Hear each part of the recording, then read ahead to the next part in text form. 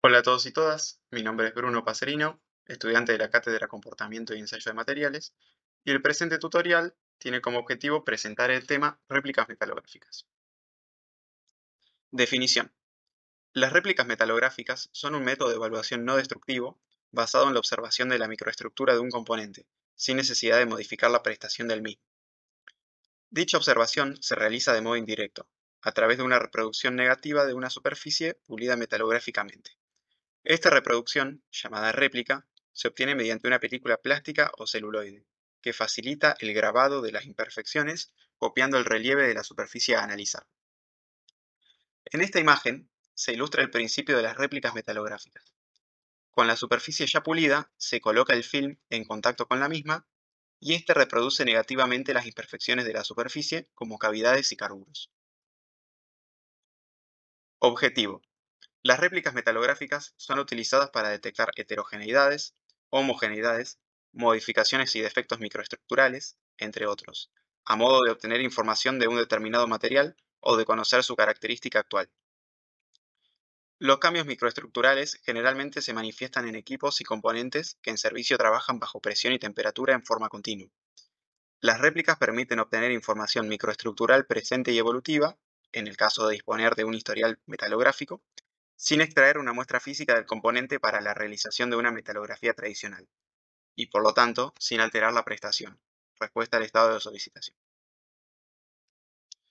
Información obtenible de las réplicas.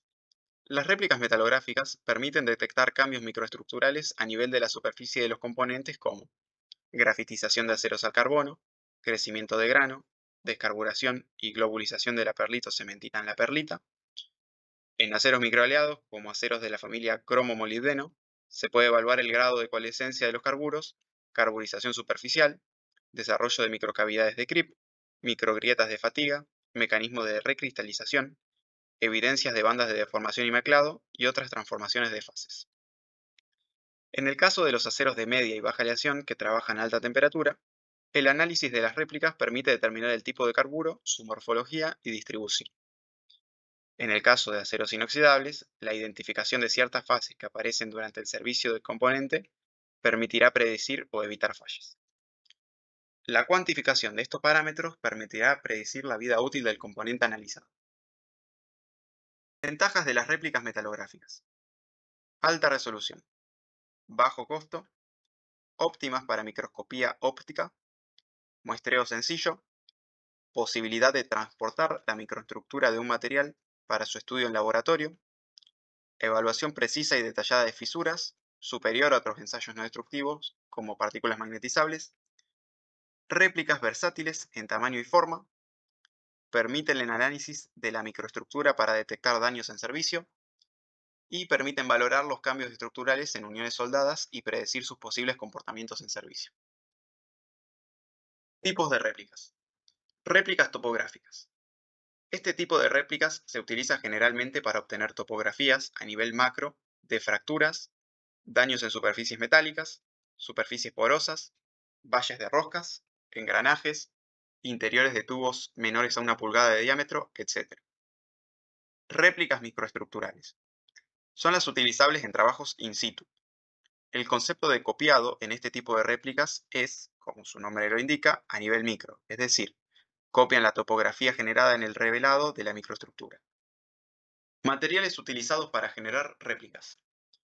Para las réplicas topográficas se utiliza goma siliconada, mientras que en las réplicas microestructurales se utiliza barniz de base nitrocelulósica, diseñado y elaborado en los laboratorios del CNA, que presenta excelente reproducción y resolución, hojas de acetato de celulosa sin soporte, estas presentan un espesor de 50 micrones y sirven en la inspección de áreas grandes, y hojas de acetato de celulosa con soporte de aluminio reflectante, que se utilizan humedeciendo la réplica con solvente, dejando reposar 5 minutos y luego pegando sobre la superficie.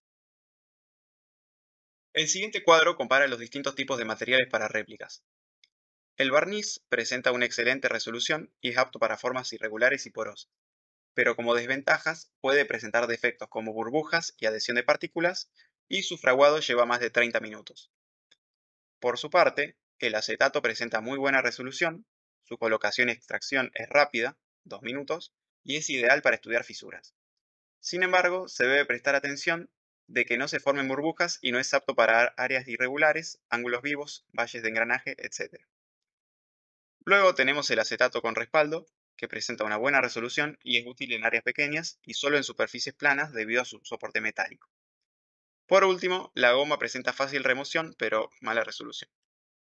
El proceso de obtención de réplicas metalográficas consta de 6 etapas: localización de la réplica, definición de las variables del proceso, preparación de la superficie, ataque, obtención de la réplica y análisis de la muestra. 1. Localización de la réplica. La réplica metalográfica es un ensayo que para la mayoría de las aplicaciones puede considerarse puntual. En este contexto, se hace crucial la identificación de la zona de donde extraer la réplica. Se buscan entonces las áreas de mayor representatividad o de mayor velocidad de acumulación de daño, es decir, mayor solicitación termomecánica, y por lo tanto posibles eslabones débiles en dichas zonas. Para definir estas áreas es requerimiento conocer el funcionamiento de la unidad a evaluar, su estado de solicitación, mecanismos de daño e historial. Adicionalmente, se deberá realizar una completa inspección visual, evaluando la necesidad de elementos complementarios como videoendoscopios, espejos, lupas, calibres, luces rasantes, etc. Y mediciones asertivas de dureza in situ para definir la localización de la o las réplicas. A su vez, resulta importante la elección de una técnica adecuada para cada caso a analizar. La elección de dicha técnica dependerá tanto de aquello que se desea observar como del tipo de material analizado. De acuerdo a la técnica seleccionada, se definirá el tipo de preparación de la superficie y el ataque. En el siguiente croquis se muestran en verde las zonas de interés en donde se realizarían réplicas metalográficas en un colector. 2. Definición de las variables del proceso. Adicionalmente a la información del estado de la unidad a evaluar, la inspección visual nos permitirá evaluar las mejores técnicas y parámetros necesarios para la realización de las réplicas. Entre las posibilidades se han de considerar las distintas técnicas de preparación superficial y de ataque de las superficies, puede ser mecánico o electroquímico, así como la toma de la muestra, ya sea mediante films de acetato o mediante resinas. Los posibles daños que se pueden observar son oxidación excesiva, deformación plástica, zonas erosionadas, uniones soldadas fisuradas, entre otros. Preparación de la superficie, fundamentado en la norma ASTM E3. Una vez seleccionadas las zonas críticas, se comienza con la preparación de la superficie a estudiar. El siguiente cuadro muestra las distintas etapas de remoción de material para preparar la muestra. En primer lugar, se lleva a cabo un desbaste y un esmerilado, del orden del milímetro y de la décima de milímetro respectivamente, para luego realizar un pulido grueso y luego uno fino del orden de los micrones. Desbaste. Cuando la atmósfera de trabajo del componente genera oxidación o cualquier proceso químico que resulte en depósitos de sales, es necesario utilizar una moladora portátil para eliminar estas capas de metal degradado que no permiten observar la microestructura real del componente. El objetivo principal del desbaste es lograr una superficie suave, con daños mínimos, que puedan ser removidos fácilmente durante el pulido. Se debe tener cuidado de no quemar la superficie desbastada, ya que podría generarse una microestructura errónea. A continuación del desbaste, sigue el proceso de pulido. En primer lugar, se realiza un pulido grueso, una vez concluida la etapa de desbaste grosero, y se elimina la deformación plástica generada con hojas de lija de número 120 a 220. Luego se continúa con un pulido intermedio, en donde la muestra se pule sobre una serie de hojas de esmeril o lijas que contienen abrasivos finos. El primer papel es generalmente 320, 400 y luego 600. Antes de pulir con la siguiente lija, se debe girar 90 grados en el sentido del lijado a fin de eliminar el rayado realizado por la lija anterior. Las operaciones de pulido intermedio con lijas de esmeril se hacen en húmedo. Sin embargo, en ciertos casos, es conveniente realizar este paso en seco, ya que ciertas aleaciones se corroen fácilmente por la acción del agua. Pulido fino. Esta etapa representa uno de los pasos de mayor cuidado por parte del preparador. El pulido fino se realiza mediante un disco giratorio cubierto con un paño especial, húmedo, cargado con partículas abrasivas, como es el óxido de aluminio para pulir materiales ferrosos. La siguiente figura muestra la profundidad total de deformación a eliminar para poner al descubierto la microestructura real, donde B larga indica la raíz en B de una raya producida en el esmerilado por un grano abrasivo. C representa la capa de deformación más grave y D señala el límite de un estrato de deformación menor. Podemos definir las capas de la siguiente forma. La profundidad de deformación más grave es una zona de corte en la superficie que puede haberse formado a elevadas temperaturas. Su profundidad es del orden de décimas de milímetro. Luego, la profundidad de deformación menor es una capa que contiene deformaciones de bajo orden de magnitud generadas durante el esmerilado. Esta deformación está confinada a una zona determinada, extendiéndose en rayos debajo de las rayas de pulido. Su profundidad es del orden de micrómetros. Luego tenemos la profundidad de deformación total, que es una capa que contiene deformaciones que pueden ser de alto grado de magnitud y que son restos de una capa deformada producida durante la abrasión preliminar. Esta puede eliminarse o controlarse mediante la adopción de un adecuado procedimiento de preparación. 4. Ataque, fundamentado en la norma ASTM E407.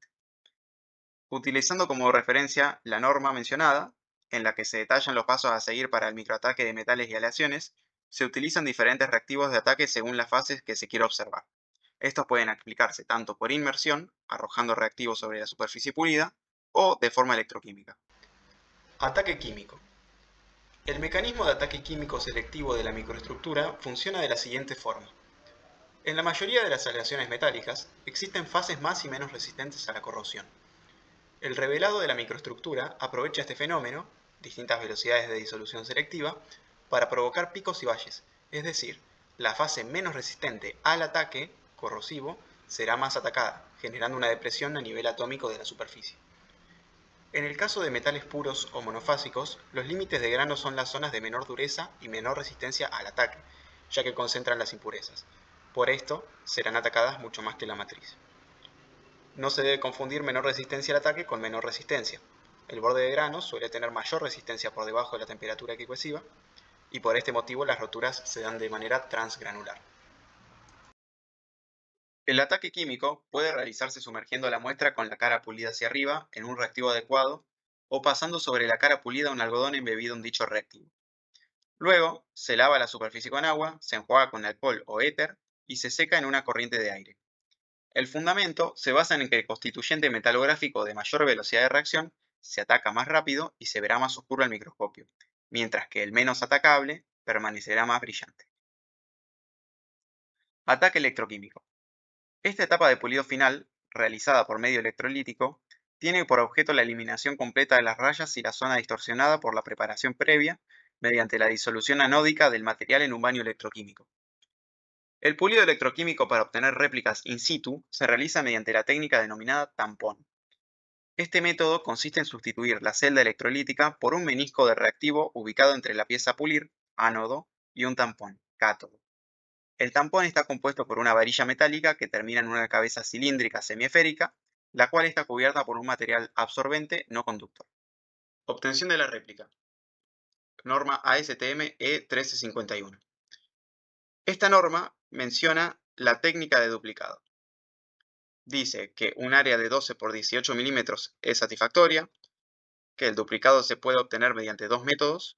Uno es mojando un lado de la película plástica con solvente, acetona o acetileno metílico, y aplicándolo sobre la superficie. Y la otra es humedeciendo la superficie preparada con acetona o acetato metílico y aplicando la película plástica de acetato celuloso y presionando sobre la superficie para asegurar la adherencia. Luego de que se haya secado la lámina de acetato, se lo debe desmontar y colocarlo sobre un portaobjetos para su posterior análisis. Luego se debe anotar la identificación en el portaobjetos y colocarlo en un contenedor que garantice un traslado seguro y libre de contaminación. Análisis de la muestra. La misma norma que la mencionada en la diapositiva anterior da detalles sobre el examen de la réplica. Menciona que el recubrimiento se aplica generalmente a un ángulo de 45 grados para proporcionar una luz a una longitud de sombra 1 a 1. También menciona que para aumentar el contraste durante la observación microscópica con microscopio óptico, se debe colocar la réplica metalográfica sobre una superficie como un espejo que actuará como reflector. A su vez, recomienda utilizar un recubrimiento oscuro del lado posterior de la réplica y que en los microscopios ópticos y en los microscopios electrónicos de barrido se debe usar un recubrimiento en el lado posterior, algún material altamente reflectivo, depositado en la unidad de recubrimiento al vacío. En el caso del microscopio óptico, el recubrimiento es de aluminio, carbono o cromo, ya que pues, son satisfactorios, y en el caso del microscopio electrónico de barrido, el recubrimiento de oro produce un contraste óptimo. En los microscopios electrónicos de barrido se utiliza el proceso de sublimado.